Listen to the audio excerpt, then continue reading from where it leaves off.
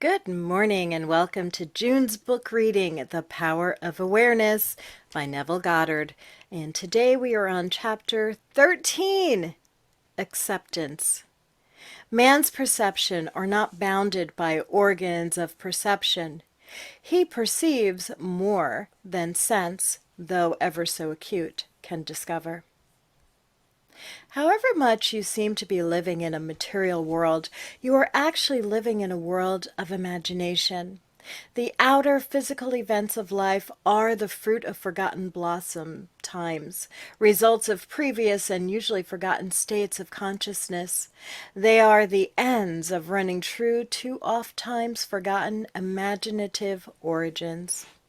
Whenever you become completely absorbed in an emotional state, you are at that moment assuming the feeling of the state fulfilled.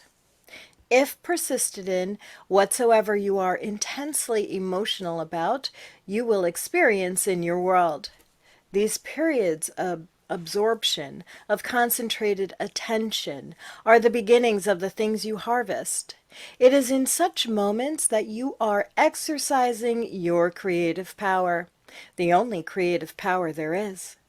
At the end of these periods or moments of absorption, you speed from these imaginative states where you have not been physically to where you were physically an instant ago.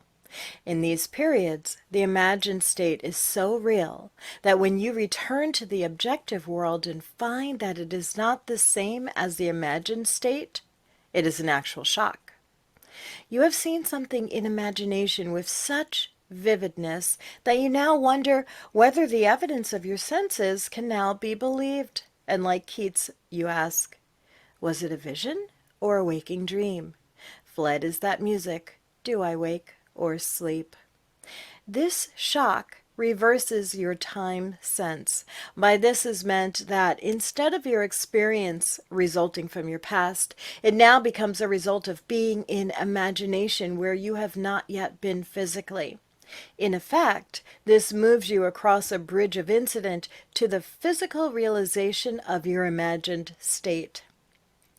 The man who at will can assume whatever state he pleases has found the keys to the kingdom of heaven.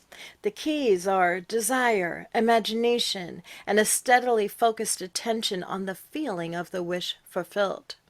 To such a man, any undesirable objective fact is no longer a reality, and the ardent wish no longer a dream. Prove me now herewith, saith the Lord of hosts, if I will not open you the windows of heaven and pour you out a blessing, that there shall not be room enough to receive it. Malachi 3:10. The windows of heaven may not be opened and the treasures seized by a strong will, but they open of themselves and present their treasures as a free gift, a gift that comes when absorption reaches such a degree that it results in a feeling of complete acceptance. The passage from your present state to the feeling of your wish fulfilled is not across a gap.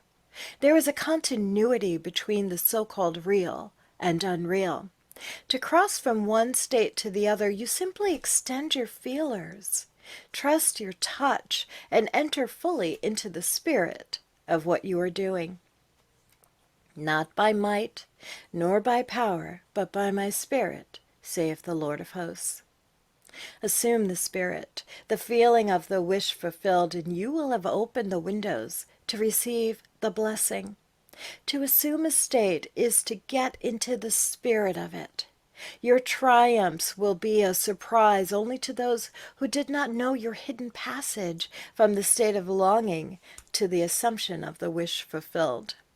The Lord of hosts will not respond to your wish until you have assumed the feeling of already being what you want to be, for acceptance is the channel of his action. Acceptance is the Lord of hosts in action.